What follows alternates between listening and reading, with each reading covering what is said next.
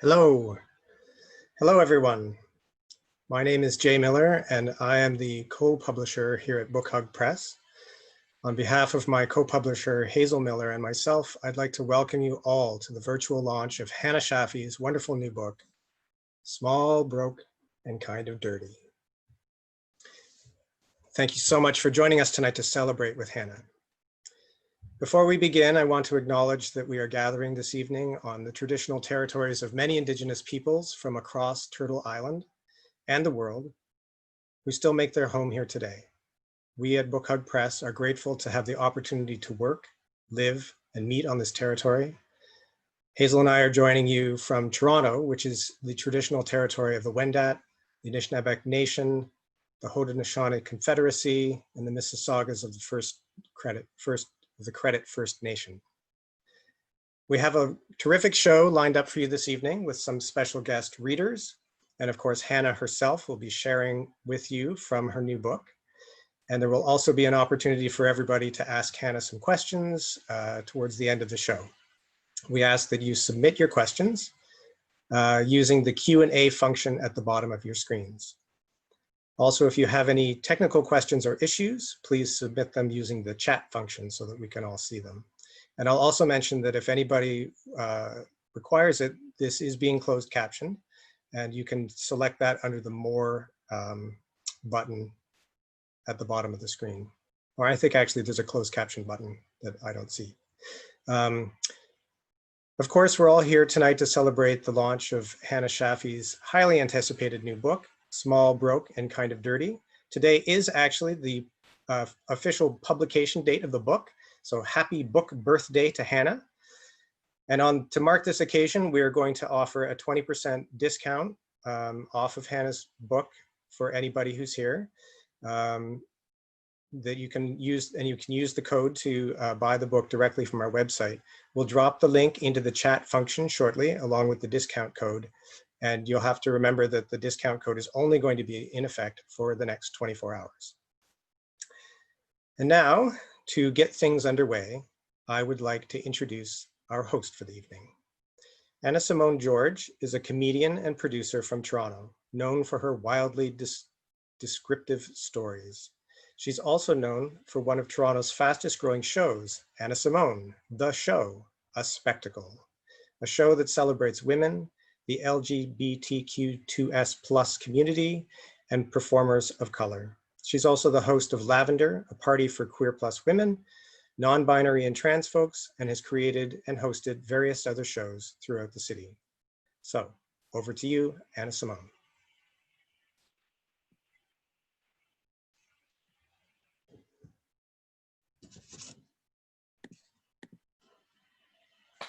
Hello, it's me, Hana Simone. I'm so excited to be here. This is such a special day. I'm hosting the Hana Shafi's, aka Frisk Kids, book launch for.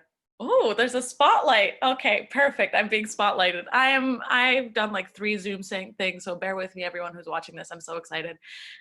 Today we are celebrating and reading Small, Broken, Kind of Dirty, and I'm so excited to bring up Hana. I think we're gonna pop open and bring her up.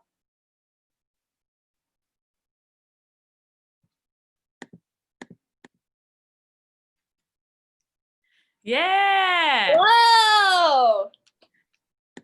How do you feel? I feel great. And I'm gonna go now because I'm gonna let you introduce our guest readers who are very special to me. So I'm just gonna say hello, and then I'm gonna leave and then come back. Amazing. How exciting. That was Hana. You're going to see a bit of her later, but first we're going to get a special reading from a very special guest whose bio I'm going to open up right now. Our speaker is a Pakistani writer and artist. Her most recent project, Reth or Registan, is an exploration of Pakistani folklore interpreted through poetry and sculpture. She's carrying it out with her sister, Nimra Bandukwala. See more at sculpturestorytelling.com. She has 2 solo chapbooks, Paper Doll and Pipe Rose, and Sprawl, a collaborative chapbook with Conyer Clayton, forthcoming from Collusion Books in 2020. Super excited to bring up Manahil Bandukwala.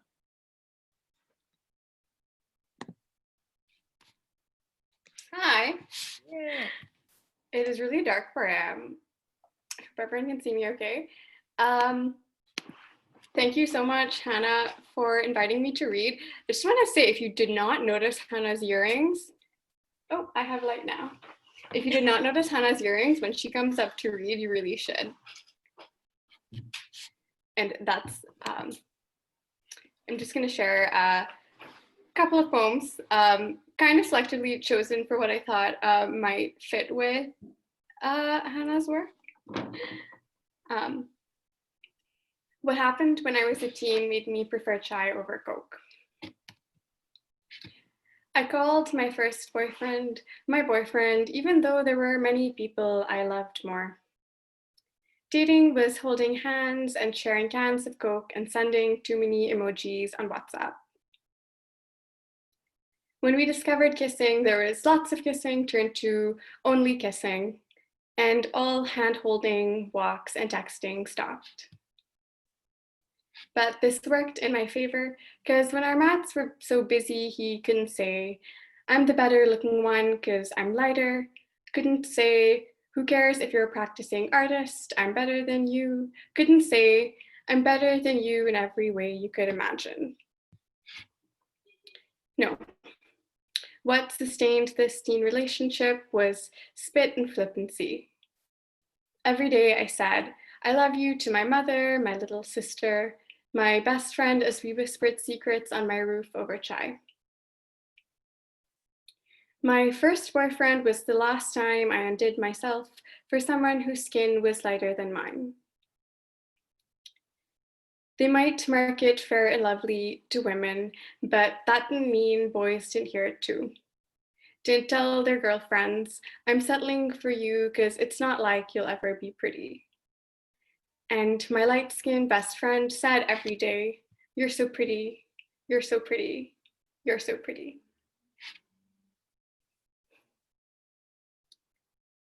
Like Anne Carson, sorry, Hannah, I could just see you, see your reaction, and yeah, I feel like it just really vibes with your first book. It begins with the body, so I wanted to include that in my reading. So the next poem is, like Anne Carson, I write myself as nudes. Nude 1 is self as waterlogged boots, a green sky puddles. Self as skyscraper or umbrella or anything wet. Nude 2, not a deck of cards, but knife stand as deck. Each knife removed, sharpened, replaced.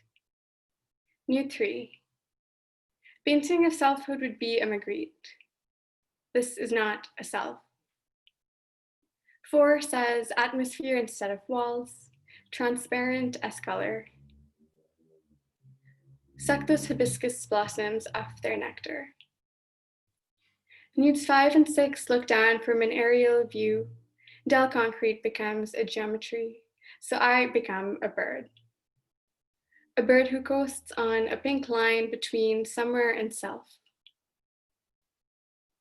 Nude 7, while a translucent rain cloud static ball of energy pulses through water. Self as electric shock.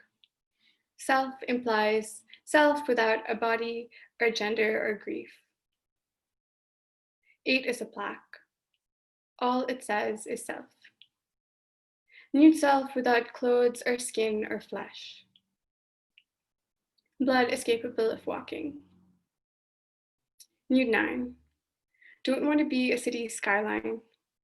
Don't want to be an empty beach town in winter. Don't want to be the split-second curl inside saltwater waves. And this next one, just a shout out to Therese, the next reader, who helped me edit this one for Augur magazine. Out of myself. I grow 2 monstrous heads. Red. Of course they're red. Of course their sharp teeth are able to rip through vellum that coats my body like sand. But I trust my own atoms. Trust them to be feathers, soft, floating, ungrounded. Trust is a journey I am never ready to take. Red, a color I cannot untwine from, no matter how much thread frays. Ribcage swollen, see through, see how fast my heart strikes its gauge in tune, see how they inch closer to each other.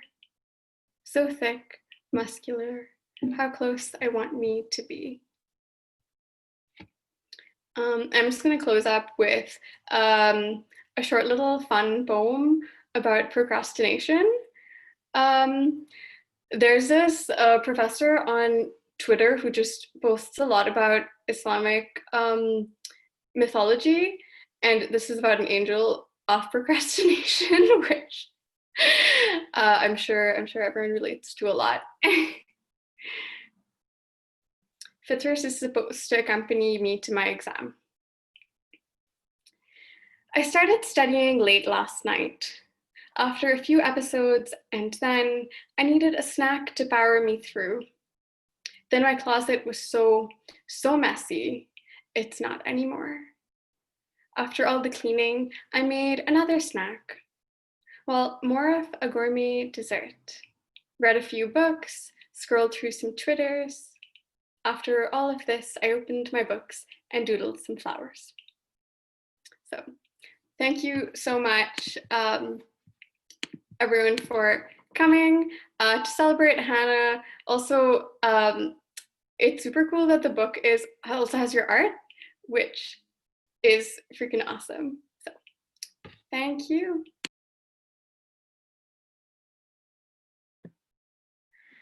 That was amazing. Give it up from Manahil Bendukwala. We're all clapping at home, I'm sure.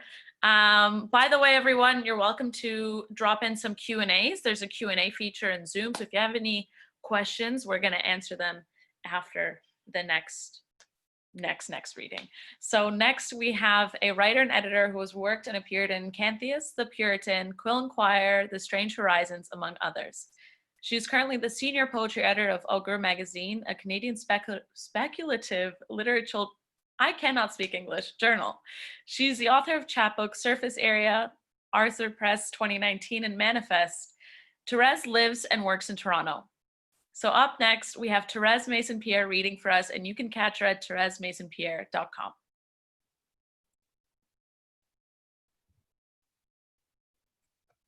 Hi.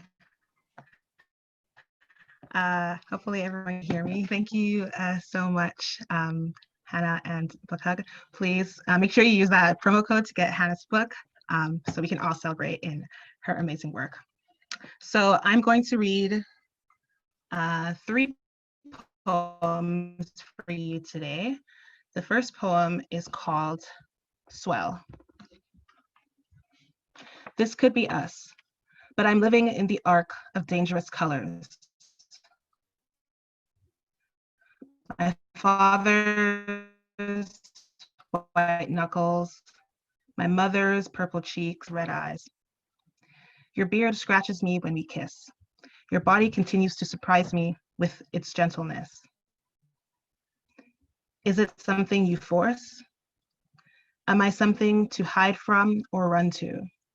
Arms outstretched with a hot blanket for the womb.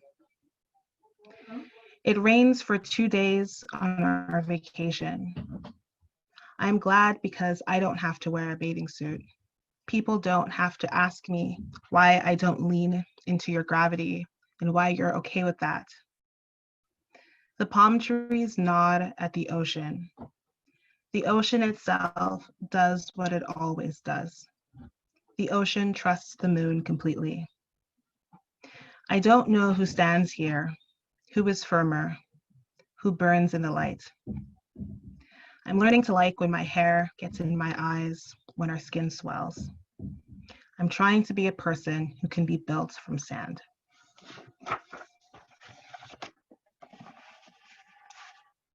And my second poem is We Watch the Sun Die.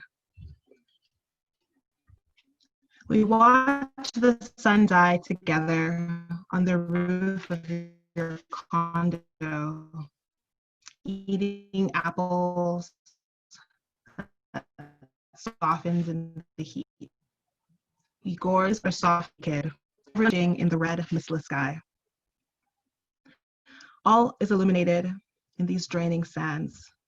We kept clarity for a moment too long, forgot our insectoid nature, whining in the ear of the gods. You wipe sweat from between my thighs. Time has a way of rushing intimacy, and in the same measure, makes us watch trees grow, count our half-lives, skin flushing and hard. No one dares say I love you, or any other useless verb. Symphonies sidle between brains, a coda that burns black dust in our eyes. And my final poem is called True. All the lines on my body point to you.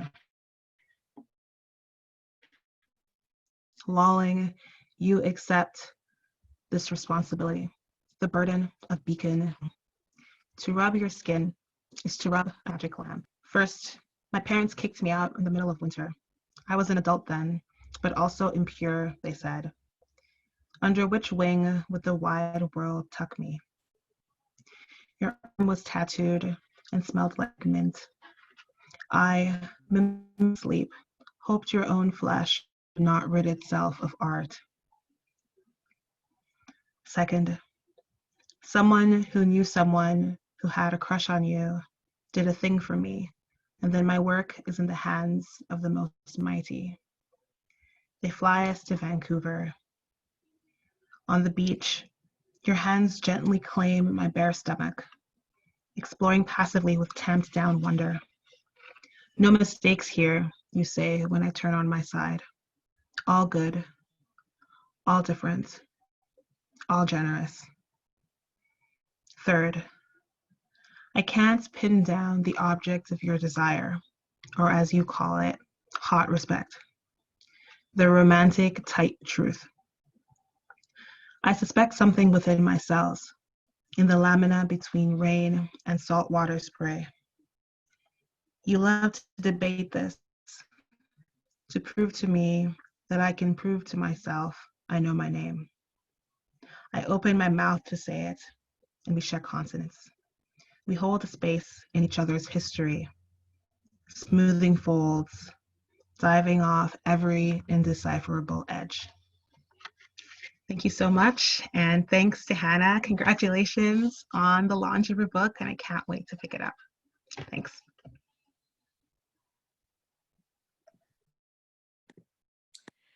That was so lovely. Give it up for Therese, Mason, Pierre.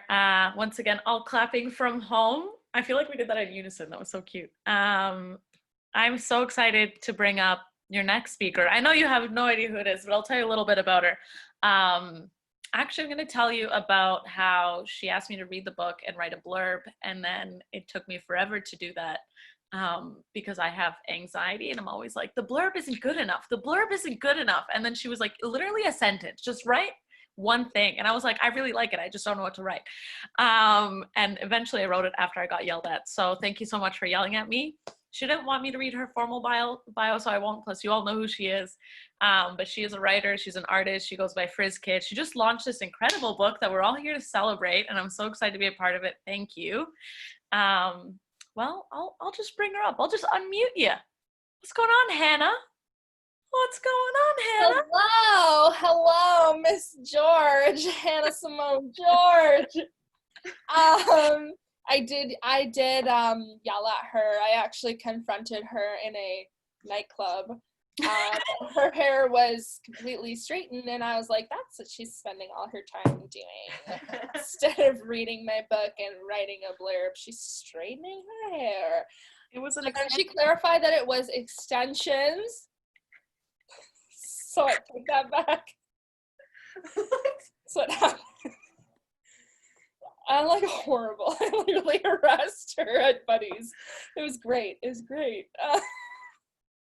But thank you so much, Therese and Manahil. Like, the reason that I asked y'all to read is because every time you guys read, I just feel really in my feelings. And I know that Mango Lussie was commenting and saying, like, oh my God, I'm gonna cry. And he's not lying. He's behind me and he was getting all up in his emotions.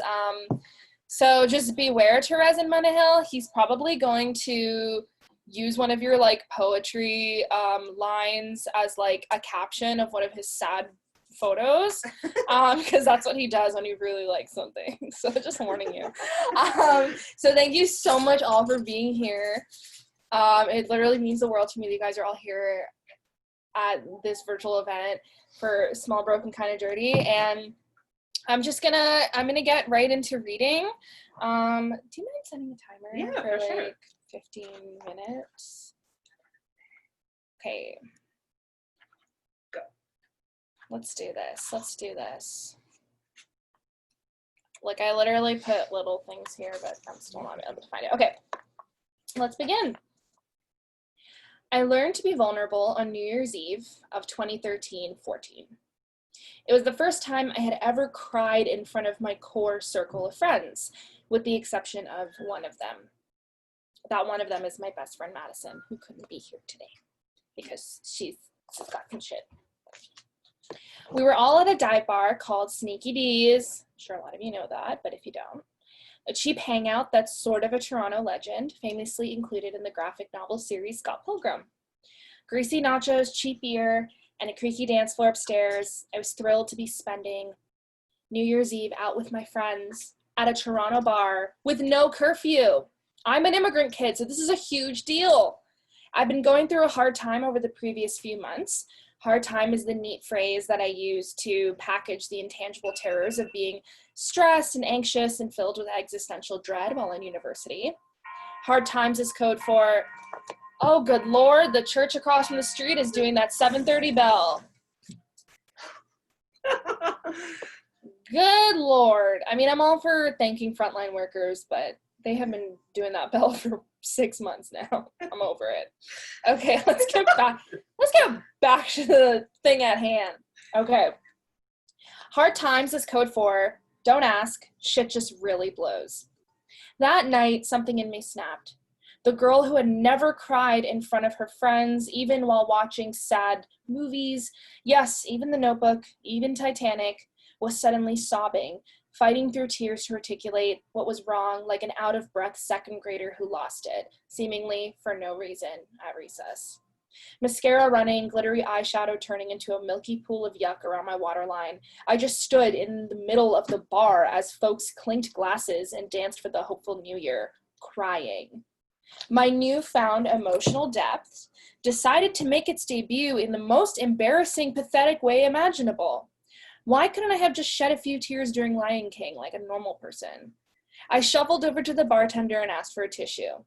I'm sure he assumed I was just another girl who'd had too many whiskey sours and was surrounded by shitty friends. It was humiliating, and in that moment I wished it hadn't taken me 20 years to learn to be vulnerable. I wish I'd realized sooner that it's okay to show the weak, broken parts of yourself, and that showing those parts actually isn't weak or broken at all. In fact, it's the strong thing that'll help you piece yourself back together. Perhaps if I had learned how to express vulnerability earlier, as a child, even as a teenager, I wouldn't have chosen New Year's Eve in a crowded bar as the prime time and location for my breakdown. Or maybe it was fate, a very literal outpouring of the years that had passed in order to cleanse myself for the future. After this display of vulnerability, I learned who my real friends were. While some were there to hold my hand and say it was okay, others looked visibly irritated. When you show the deepest parts of yourself, not everyone is going to like what they see. But through those responses, you get a sense of who truly loves you, of who is willing to offer empathy and patience, even when you're wailing in a public place and getting snot all over your hands. This is why vulnerability is a gift. It's a net that will catch all the yuck, all the people who aren't worth it, and what flows through is the good stuff, the things that matter. So that's that essay. Got my little audience here clapping. And this is the affirmation that is attached to it. Because yes, this book has many other things in it, like illustrations. Okay, I'm going to read another one. Nothing, what's the time? 7:30. Okay, I'm good. Nothing angers people on the internet more than a joyous, confident, unapologetic fat person. Your average internet jackass will become a doctor and dietitian overnight when confronted with a photo of a happy fat person.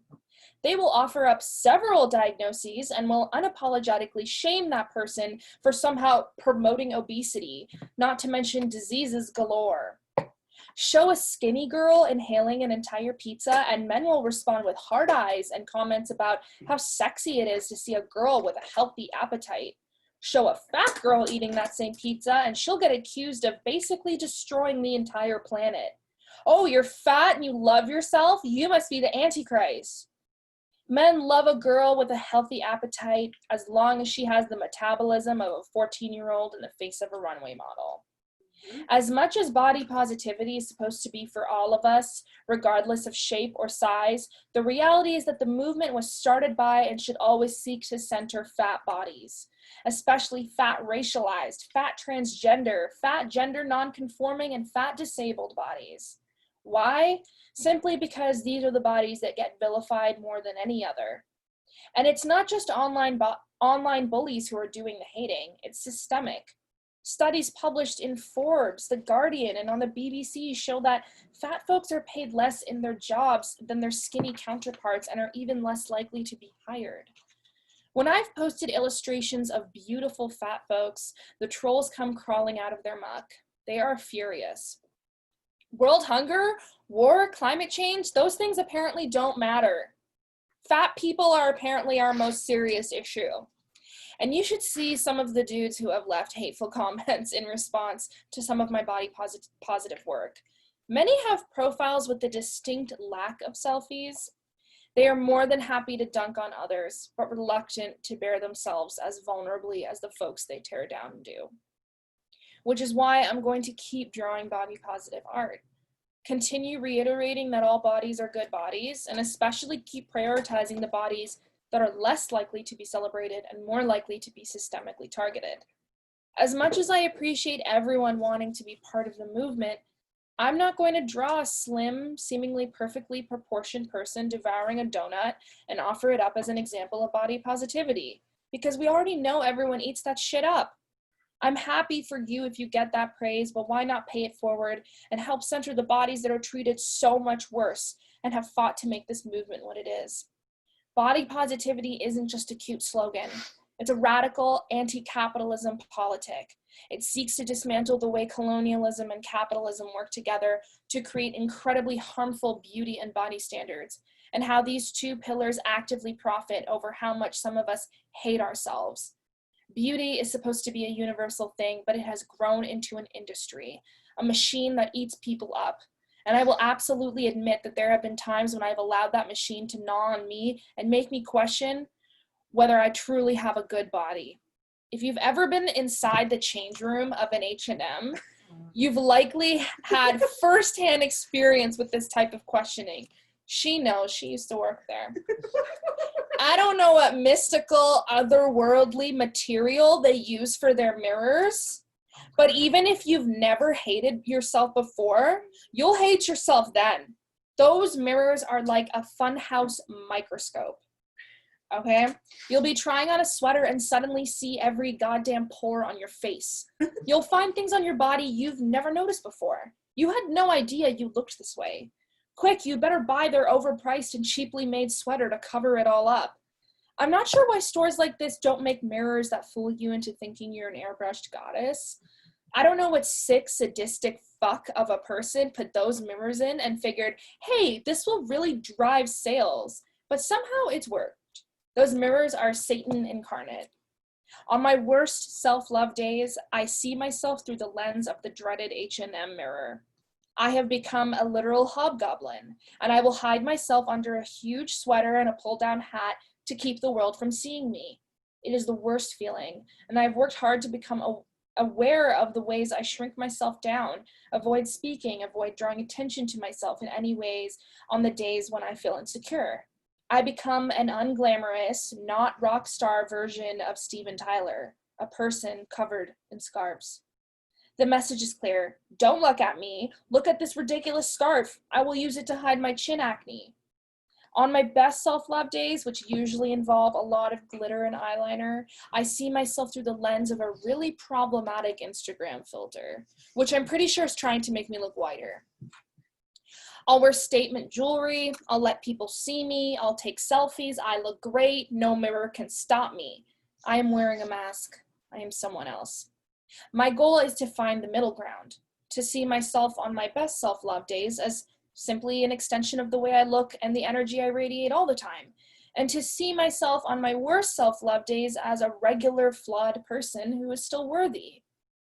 Either way, I want to be visible. I want to remind myself that my body, even as it has changed over the years, is always good, has always been good, will always be good. But this is an ongoing journey. Posting a selfie to the body positivity hashtag on Instagram will not instantly propel me to my end goal.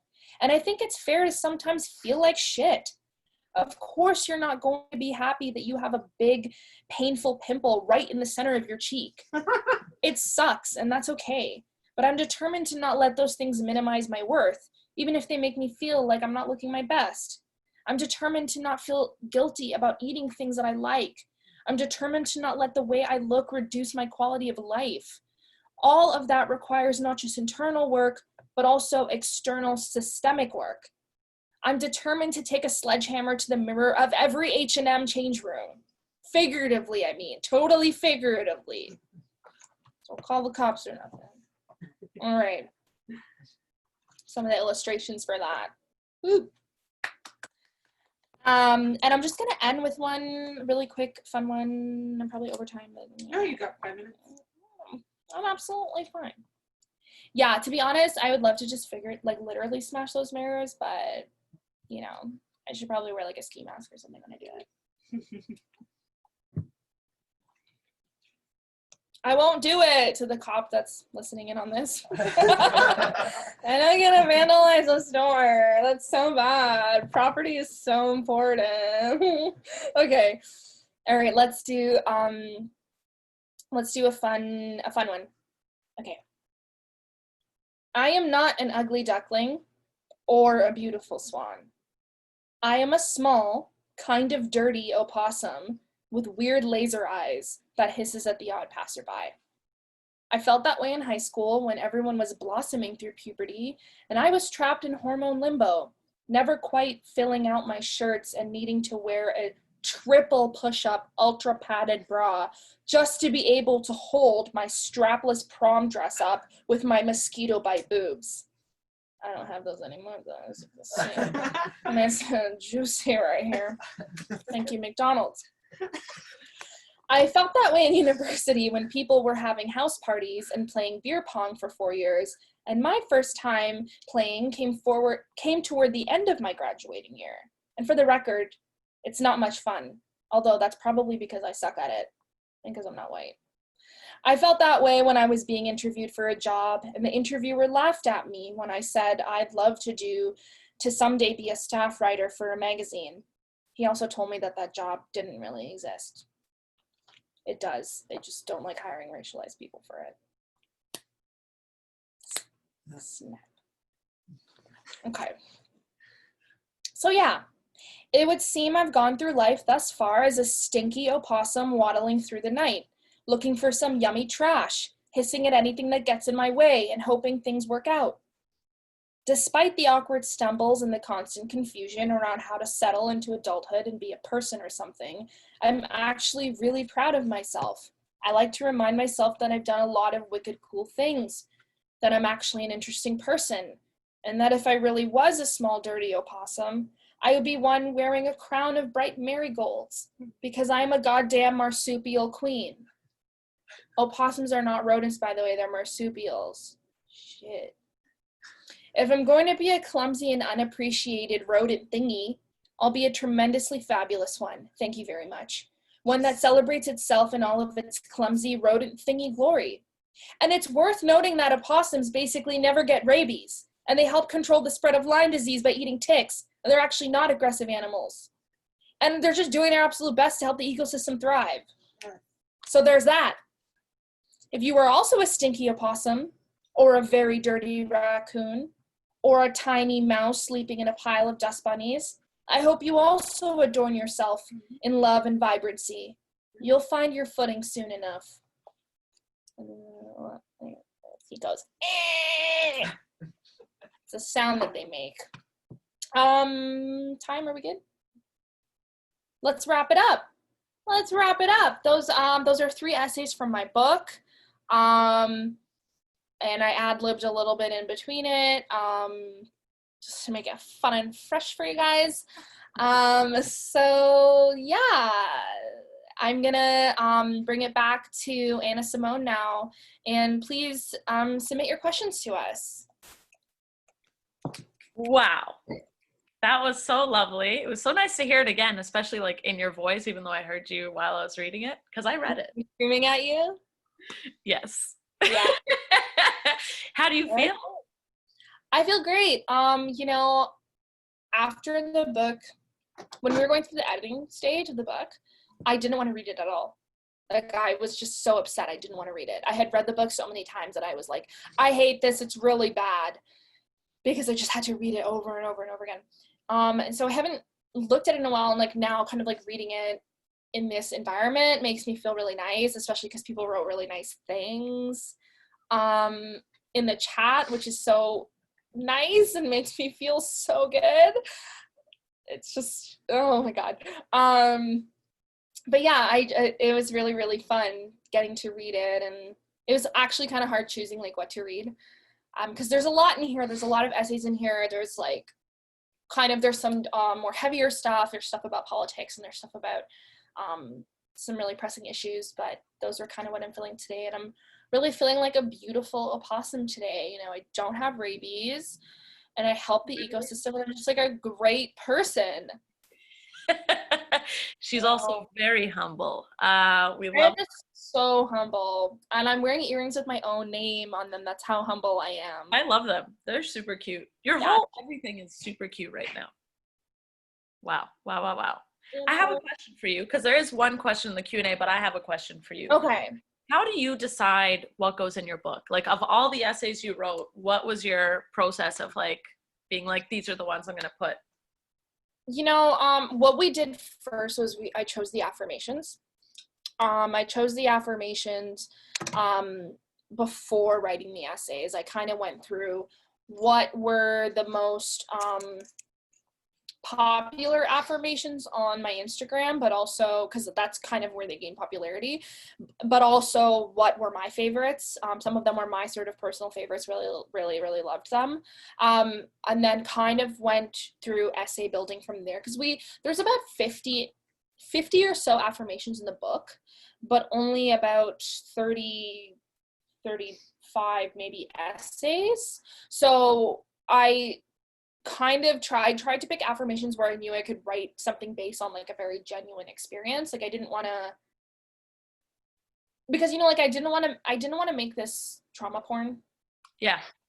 And I wanted to pick things where I could really access like my favorite moments and feelings, and my favorite sort of like joyful sort of moments, and put them in there. So that it was a bit of a mess, like picking everything, but for the most part, my editor was amazing. My editor, Linda Puresin, like really helped me. Like, she went through all my affirmations online and like really helped me narrow things down. And there were parts where she told me like, hey, I really encourage you to actually write about this particular affirmation, because there were times where I was shying away from some of the heavier ones, some of the heavier political topics. And she's like, I want to hear what your take is on this.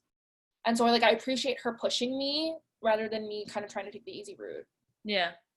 Well, you did an amazing job. I really felt like I was there with you in a lot of your writing, and I definitely related to a lot of it. So you did a wonderful job, obviously, but you know this. There's somebody in the comments that said never be humble, which is so funny. Don't be humble. You know what? It's so, I'm trying to remember that, of like, don't be too humble. Yeah, and I think that's like a cultural thing. Like, I think it definitely stems from like our parents being like, don't. Yeah, like my parents always told me Yeah. not to share my accomplishments with people because if I did, it would bring the evil eye upon me. Yeah. Yeah, so I would like purposely like not really share things, and like not really tell people. Like I don't know, like I kind of like limited my like kind of like dumbed myself down for people because I always kind of was told like you should kind of like never let people know like the cards you have in your hand almost. Like they just promoted this really like secretive way of like going about life. Which I get because like we do have a culture of nosy aunties and I get why they promote that secretive way. Like they're trying to protect you, but unfortunately it does make a lot of racialized women in particular like really shrink themselves because they've been told like if you boast yourself, like if you're the peacock, like the peacock that's behind you and you're really like showing off your colors, that like people will come for you. Like it's dangerous. They'll put the eye on you. Yeah. But I blessed myself today, so I was putting the eye on you should. As you should. my little Nazar Batu dots right here. There's no eye coming for me today.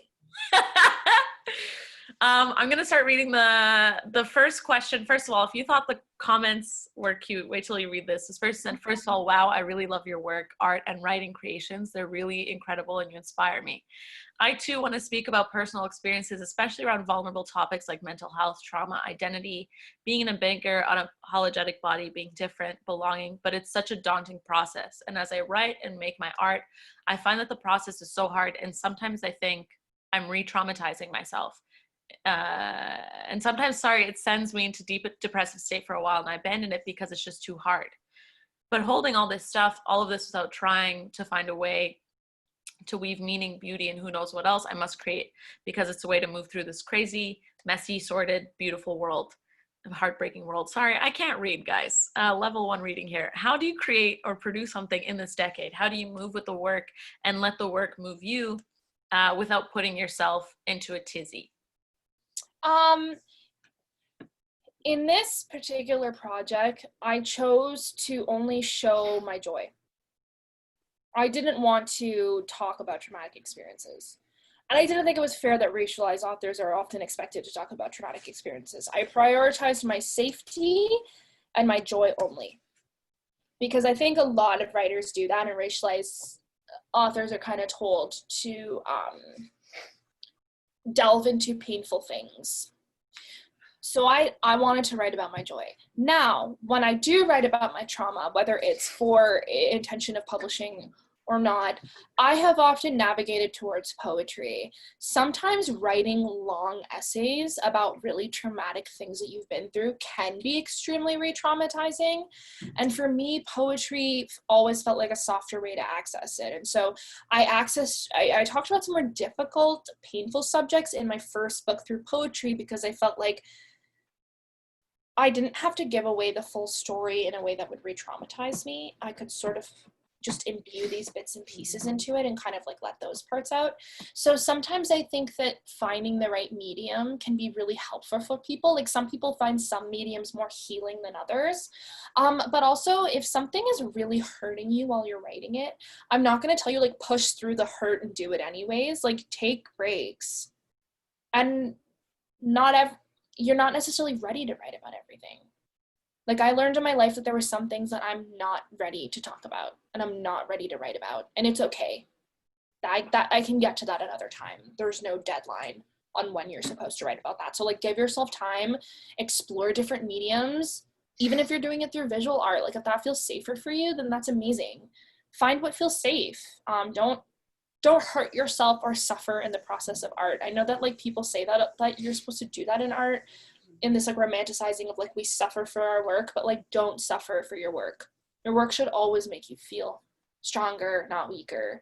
And it should always hold you and make you feel warm and safe. So find a way to express that stuff that feels safe. And if you can't find any way, you don't have to do it right away. Like you can wait. There you go. So do all of that and then you can write whatever you want to write. Yeah. I think that's really wonderful. Especially, this whole idea of like you have to be a tortured artist. Like, okay, thank you. No, Like, I don't want to torture myself. I don't make enough money to torture myself. literally. If I made lots of money, I would torture myself. But I live in a 1-bedroom on the ground floor. That's enough torture. Yeah, I feel that.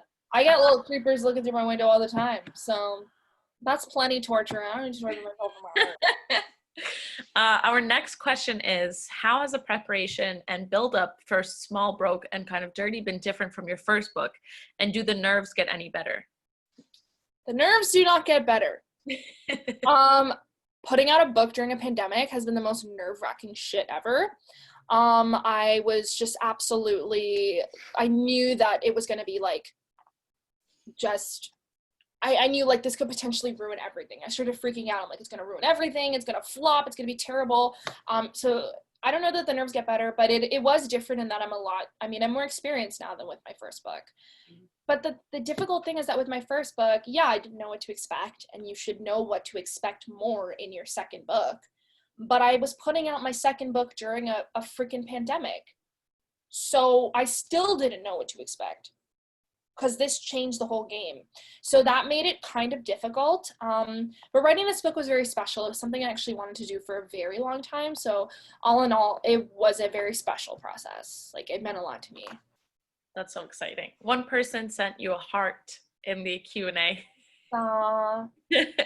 I'm really excited for you to read this next one, because I know this person and I just want you to read it aloud. I wonder if it popped up. For me, it like lags a little bit. So I'll read the first one while the other one loads up. This person asked, Tim Allen wants to know how you... this one. Yeah. No, this is the one. Tim Allen wants to know how you coped with the inevitable emotional roller coaster of writing something so close to your heart. Is this like Tim Allen, like Tim Allen? I just wanted to clarify that I basically have been calling my friend Myra Tim Allen for a while, because he like works at Home Depot. So I started calling him Tim Allen, like Home Improvement. And like I even sent, I think, a Christmas card to him, and I dressed him as Tim Allen. And I just can't stop addressing him as Tim Allen. I genuinely thought somebody was named Tim Allen in this, and then you were like, "This." No, I'm talking about like the Tim Allen, who I don't know. I think he's a piece of shit. Is he? Yeah, he's like super like right-wing Trump supporting. You know, who would have thought? Okay, you know what? That makes it even funnier. That I call this person Tim Allen, because their entire identity would probably make Tim Allen really angry. So like the irony is beautiful. But Tim Allen, I will answer your question. Tim Allen should really read this book though, because like he might learn something from it. Like the real Tim Allen, I mean. You know what? Like coping with this was kind of just like talking to my friends. Like I just kind of would like talked to my partner and to my friends a lot about the things that I was writing in this in order to cope with just kind of the emotional roller coaster of going through it. Because like, even though I make light of a lot of situations and I have a way of like putting a fun spin on things and being humorous, there was still stuff that kind of conjured up memories that kind of upset me, and I would talk with my friends about that. It's like, oh, you know what, I'm writing about this and it made me think of this and I feel weird now. And like, I think just being open with the people around you about the creative process doesn't have to be secretive. Like, it doesn't have to be this secretive, solitary thing. You can share it with your community. So I would say that's the way. Thank you, Tim Allen. Don't do that. Don't do that. Sorry, my cat's scratching the wall. Don't. 2 questions that were in the chat. What is your favorite essay in this book? And how do you care for yourself when you write about these like super personal experiences? Favorite essay, it's hard to say, but it's probably the first one. Because it was the first one that I ever wrote, like for the book even. And it happened to be the actual first one in the order that we published it in. Because it's so ridiculous and so weird. And sometimes I can't believe that I even went to my publisher and pitched this to them with that first essay. It's literally about losing your underwear. Like, I actually went to my publisher and was like, oh, like, this is a story, like, I lost my underpants, and like, it's really special. And I think, like, sometimes I just think like, what a weird thing to do. But it's my favorite story, especially because the person who came to my rescue when I lost my underwear is still my friend 17 years later. It's just like really cute. And caring for myself, kind of what I said before, is going to my friends and also taking breaks in between writing, like not trying to pump everything out at once. The one thing I noticed about the poem by Mana Hill about procrastination is I feel like, because I felt dragged, I was like, that is exactly what I do. Do you find that when you do other things outside of writing, that it like brings you back to your writing when you're like procrastinating, in a sense that you're like, okay, refreshing? No, I'll pretty much find any way I can to avoid it. Like, I need deadlines. Yeah. If I don't get like a deadline for when to submit the work, I basically just won't do it. I get that. Yeah. It's like terrible. I procrastinate a lot. Same. I spent 3 months I still haven't done my taxes, so we'll get to You that. should probably do that. Yes. Let's see. This person says, was there anything you wanted to put in this book but didn't get the chance to? And what advice do you have for people who want to publish their own books? You know, it's hard for me to think about what I wanted to put in, but like, I think there were just like a lot of different experiences with my friends that were really wholesome and that like I kind of wanted to include, but I couldn't really find a way to tie them into an affirmation, because like so much of the theme of this book is like friendship and the power of having great friends. And there was all these little things that I kind of wanted to include, but then there was like, I was kind of like, well, it's sort of not exactly relevant, and I can't just like ramble. So I couldn't really include it. Like, I don't know, like I would have loved to just like include an essay about like how much I love Halloween, because my whole apartment's been decorated for Halloween since like August, and I'm literally obsessed with Halloween, but it has nothing to do with anything I wrote. So it's like, I couldn't just include like things that were special to me, but like literally not relevant to anyone else. And in terms of like people who want to publish their own books, you know, there's two options, right? There's self-publishing, and then there's going to a publisher. Self-publishing is a potential like high risk, high reward type thing.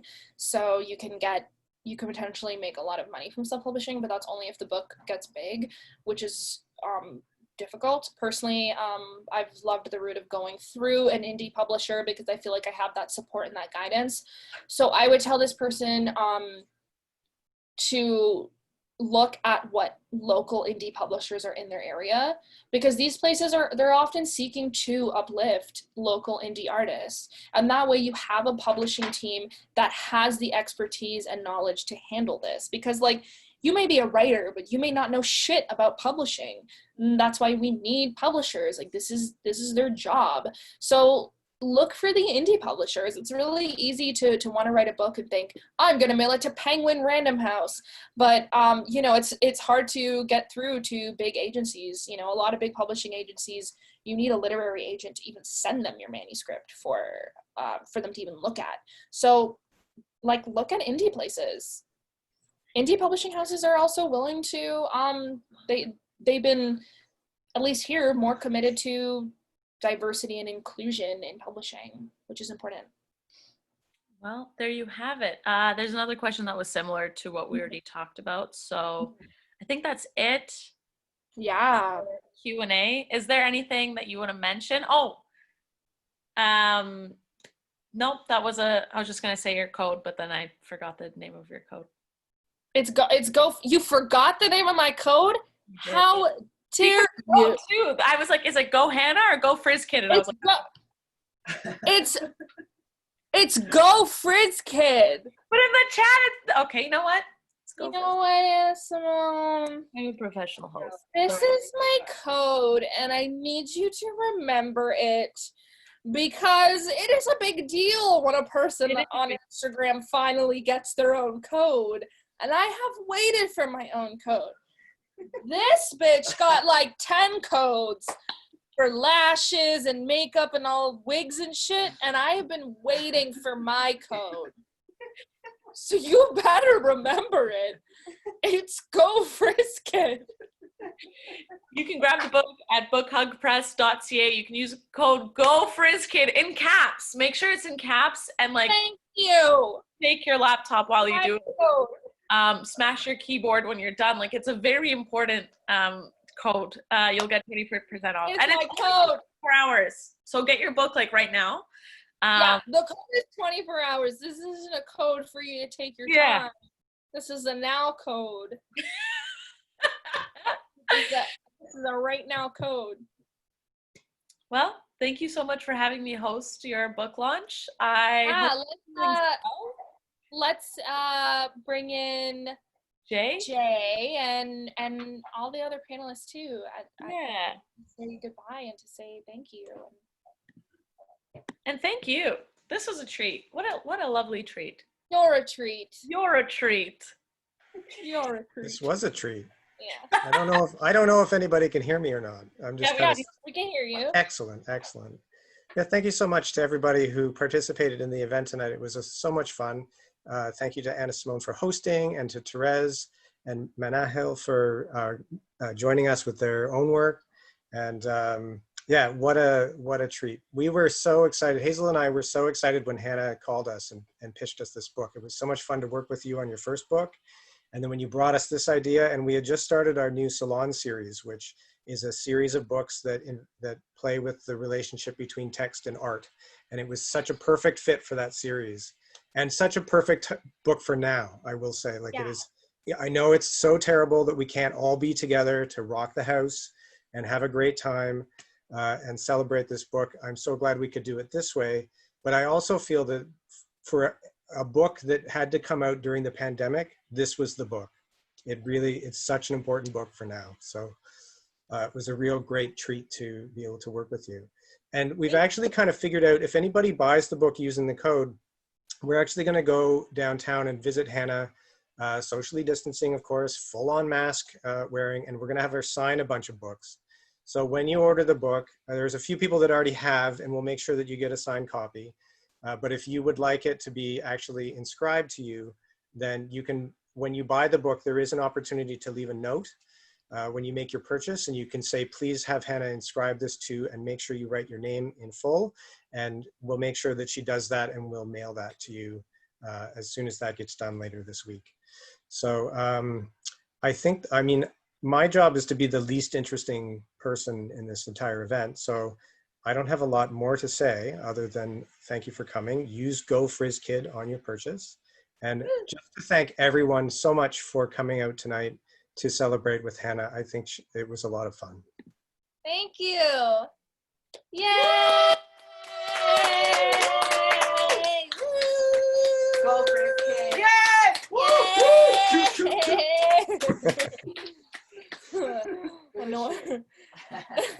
Annoying ass friends.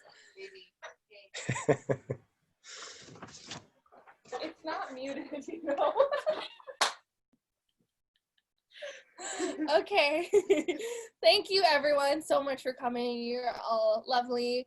And thank you Anna Simone and Therese and Manahil and Alex and Hazel and Jay and all of you who attended. You're all wonderful and I'm so happy. And I'm gonna go eat nachos now. Thanks, Hana. Congratulations. Thank you. Okay. Bye. How do I leave? Oh.